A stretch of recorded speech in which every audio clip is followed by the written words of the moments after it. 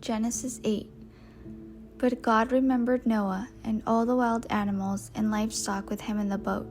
He sent a wind to blow across the earth, and the flood waters began to recede.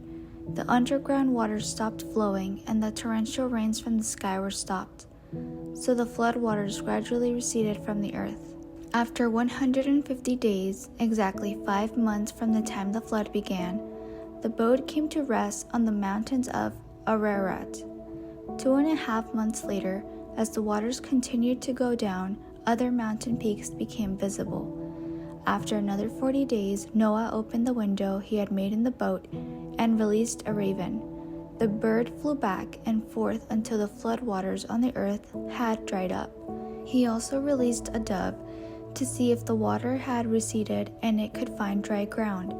But the dove could not find no place to land because the water still covered the ground.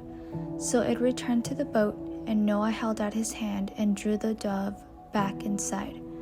After waiting another 7 days, Noah released the dove again. This time the dove returned to him in the evening with a fresh olive leaf in its beak.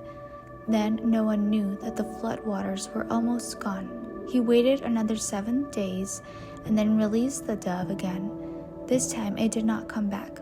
Noah was now 601 years old. On the first day of the new year, 10.5 months after the flood began, the flood waters had almost dried up from the earth.